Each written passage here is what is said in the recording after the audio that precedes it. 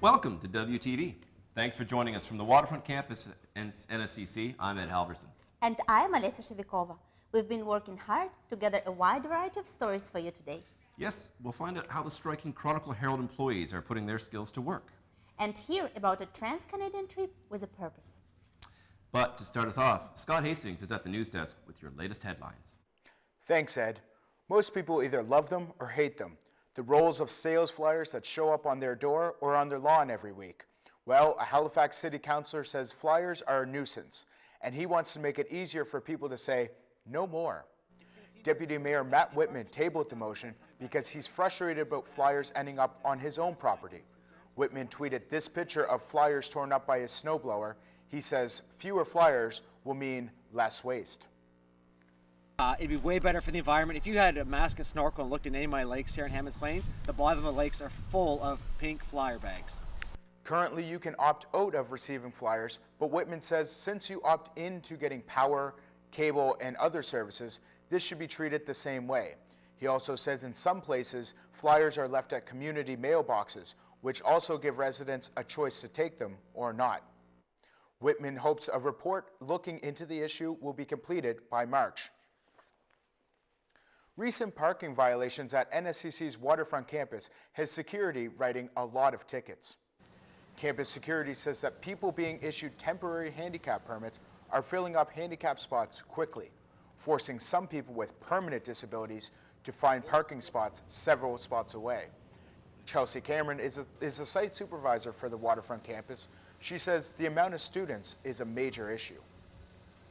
Add a lot of students and no parking. I mean, they don't issue the exact number of passes per parking spot, so you get, it's first come, first served basis, and people don't understand that just because you have a carpool pass doesn't guarantee you a spot on site. Campus security have issued more than 1,000 parking tickets since September, including 300 alone in the month of January.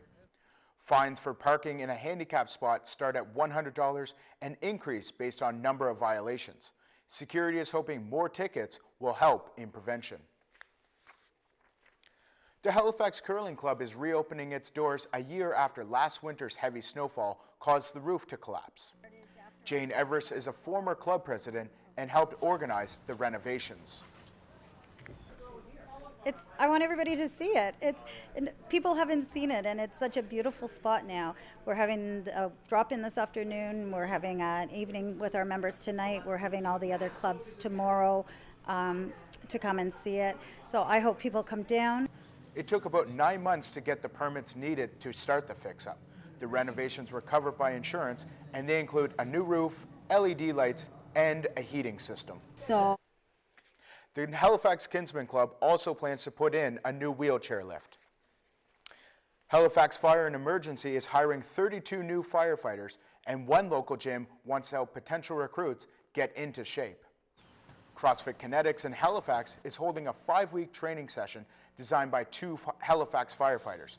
Jeff Clark is one of them. We're going to be doing it 2 nights a week, and the program is going to focus on functional exercises that relate to firefighter recruitments. The training will prepare aspiring firefighters for situations like victim rescue using full body movements.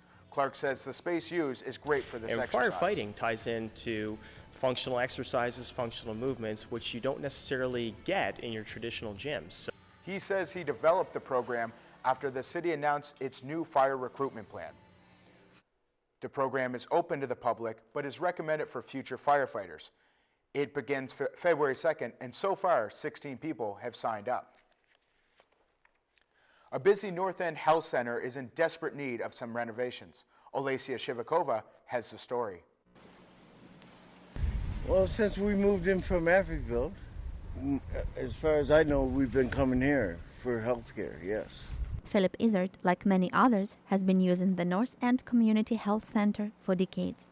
It serves more than 2,000 patients a month, many of them from marginalized communities in Halifax. It's not just a place that you come to get a prescription, it's actually a place that really looks at promoting healthy communities and engagement of communities as well as specific needs of individuals. The building is old and the ongoing roof leak has left some of the employees working in the dark.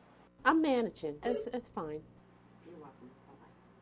If the roof is not fixed now, the building will become unusable. It is already hazardous to use the lights on the upper floor. Dr. Rob Wilson says if the clinic closes, patients will have nowhere to go and lose much more than the health care. For access to care, a lot of our folks, it's not only physical access, but just access to a safe place that's culturally acceptable and respectful. And Jennifer Watts says changing location for the clinic is not a solution. The impact on the community will be drastic. Well, it would be tragic, basically. I think that this clinic was born out of a real need for people that were living at the community decades ago that did not have adequate ability to access health care. Well, I'm used to these people. It's going to be a struggle for us, trying to find new doctors. It is estimated that the repairs will cost around $90,000. The clinic is appealing to the Nova Scotia Health Authority for help. Great story. Thanks, Olacia. A new exhibit at Pier 21 is showing visitors the impact immigrants to Canada have made in the world of figure skating. The exhibit is called Perfect Landings, and it opened when the World Figure Skating Championships were in town last month. On display were skaters such as Elvis Stoico and Patrick Chan, and builders like John Knebly, who worked on custom skates. Stephen Schwinghammer is a historian at Pier 21. We have people like John Knebly, a famous skate maker, made skates for people like Brian Orser and Petra Burka and Tyler Cranston, who's famous in his own right as an innovator in the sport. Schwinghammer says the idea to do a figure skating exhibit has been on his mind for quite some time. He says winter sports exhibits always get a good crowd in Halifax. The exhibit will be on display until March 20th. That's your news. Now, back to Ed and Olacia. Thanks, Scott. I love watching figure skating. It's amazing to see what they can do on the ice. It really is beautiful, but I struggle with calling it a sport. What do you mean? It's athletic. It requires a lot of skill. I grant you that. I don't dispute it, but I have a hard time with subjective scoring. I've never seen style points awarded, when the puck goes in the net. If you want to weigh in on this discussion or anything else you see on our show, send us a tweet at WTV Media or visit our website, waterfronttv.org. While you're there, check out Marilyn Sexton as she talks to the people who go to work in the worst weather while the rest of us are hunkered down. Back in a minute.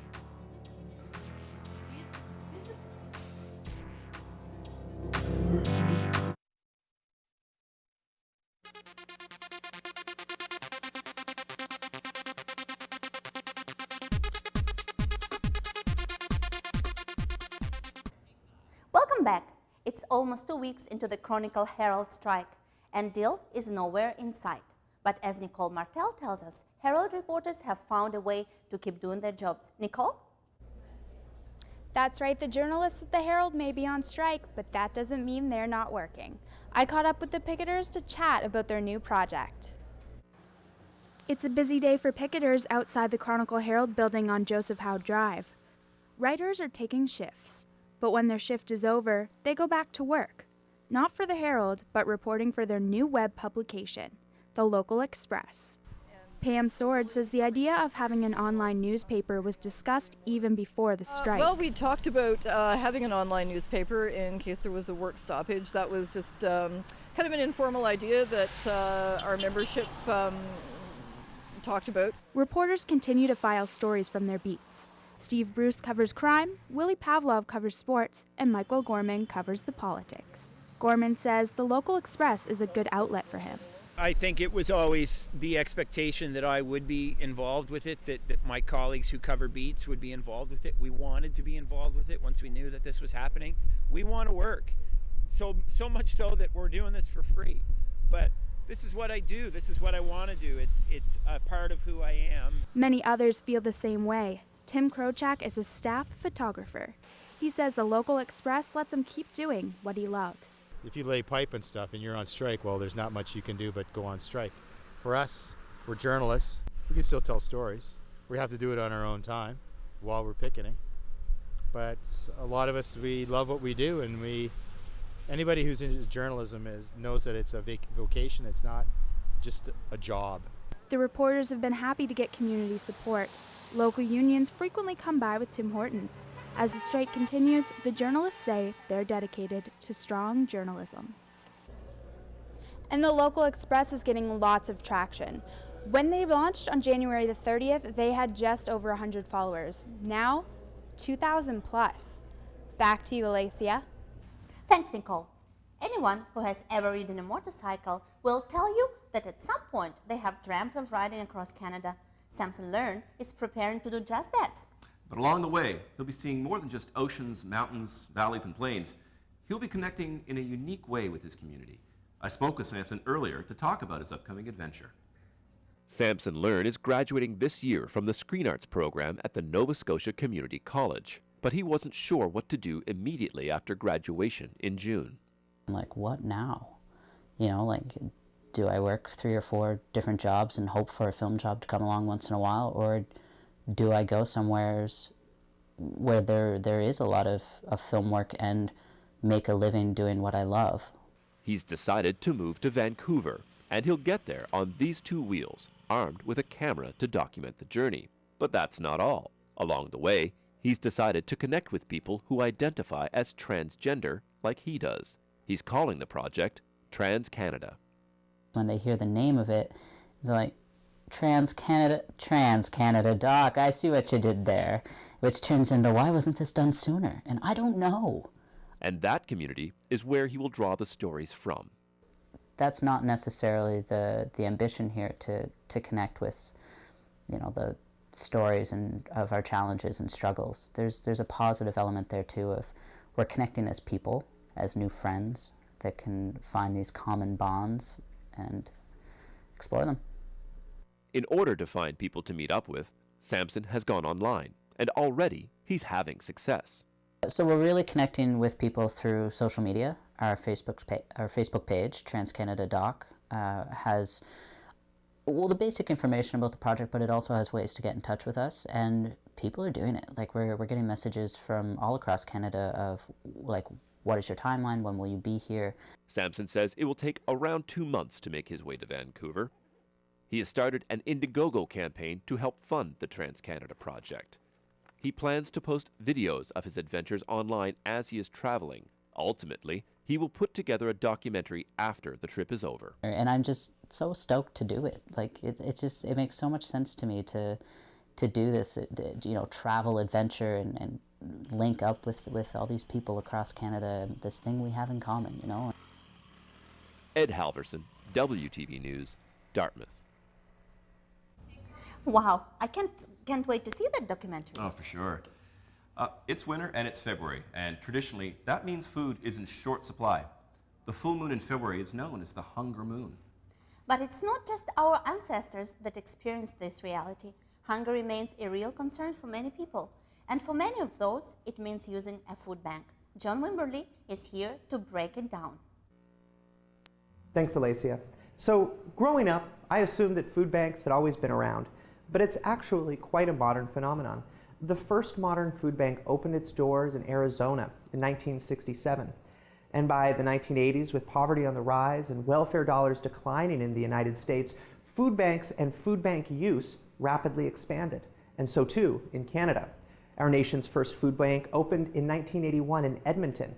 Since then, the need and the number of food banks has steadily increased. There are now over 800 of them across the country. And in March of 2015, the organization Food Banks Canada says more than 850,000 people relied on them.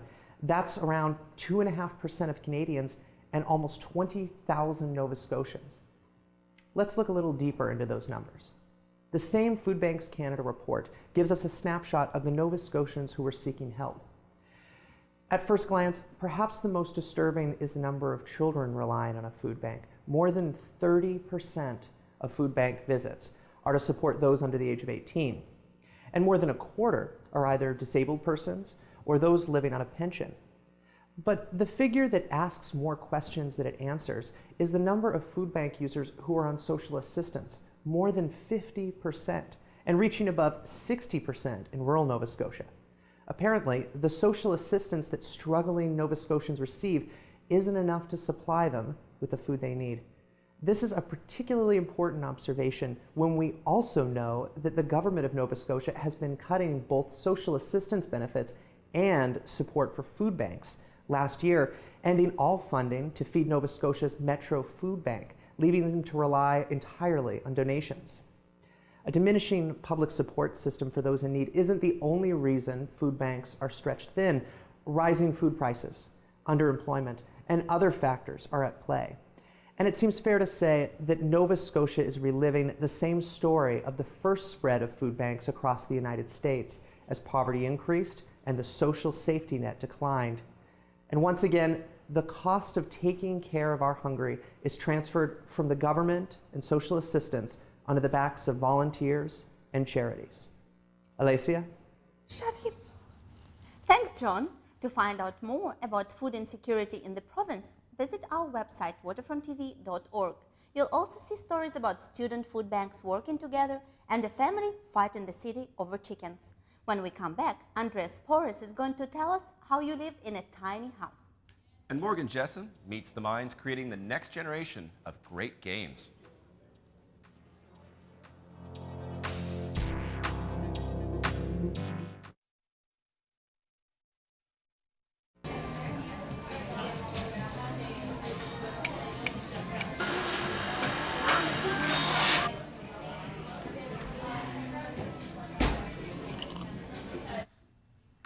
There are a lot of people doing some very interesting things in this city, and every week we like to profile one of them. In this week's segment of Your City, Your Stories, a woman may have found the secret to living bill-free. Andreas Porras has the story. In a gravel parking lot on Robert Street, across from this condo development, Jessie Litvin is building something on the smaller side. So this is the living room, and there's going to be a built-in couch right here. For the past few months, Litvin has been building a tiny house. It's 300 square feet and takes up only 2 parking spots that she rents from a nearby building owner. Although still under construction, Litvin has big plans for her home to be. And there'll be kind of an island right here, and this part will be movable to allow me more space in here.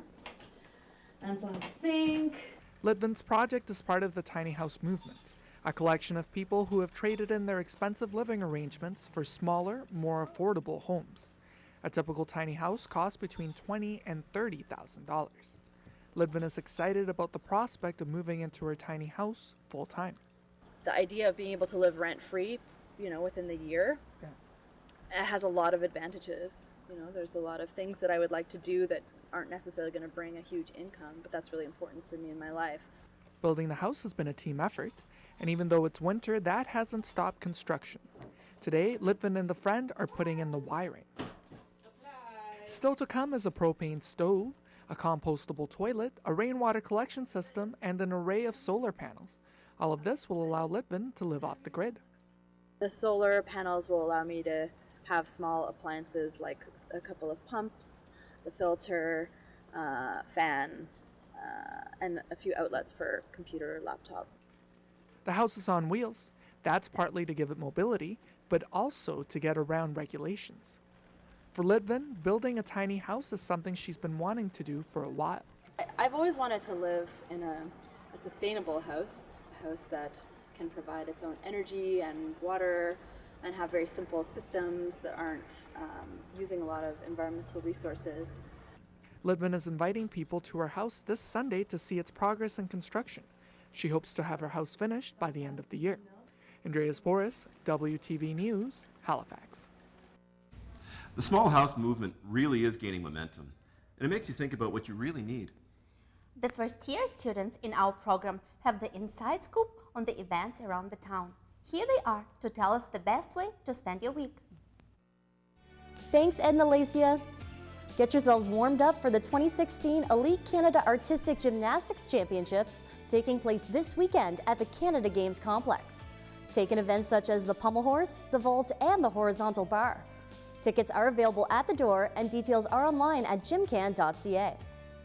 And for you armchair athletes, get out to the Park Lane Cineplex on Spring Garden Road for the Great Digital Film Festival. Starting this Friday, see iconic movies return to the big screen, such as Dirty Harry, Ghostbusters, and Inception. For more details, hit cineplex.com. The Halifax Central Library is hosting a behind-the-scenes look at Studio Black, the television program inspired by rural and urban Black communities in 1920s Nova Scotia.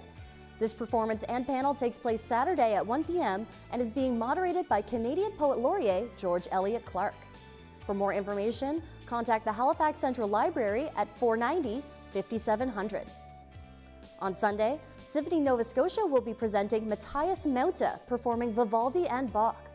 Mauta will be joining the symphony for an energetic display of virtuoso agility on the recorder. This event will take place at St. Matthew's Church in Halifax.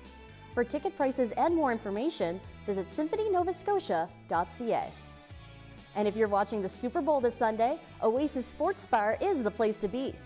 A $15 ticket for their Bud Bowl includes a tailgate party buffet, door prizes, and a free draft beer. This is a 19-plus event, and tickets are available at Oasis on Spring Garden Road and online at 3runentertainment.com. That's it for this week, guys. Back to you. Will you be watching the Super Bowl, Lisa? I'll definitely be watching it, but I can't wait to watch the commercials. Yeah, they're so creative. Morgan Jessam caught up with another group of creative people this week. Let's have a look. It was a full house at Volta Labs in downtown Halifax this past weekend for the Halifax Global Game Jam. Gamers, developers, and programmers collaborated and created games over a 48-hour period. Mark Pedruzik is a game jammer who took part in the event. It's a good learning environment. It's a good team building environment. It's really great for productivity, and it's just a great opportunity to make something that you can share with people. There are 400 game jam sites internationally, and Volta holds the only event in Halifax. Participants can work in teams or by themselves. When the time is up, jammers present their games. There are no prizes, just the opportunity to collaborate and make connections.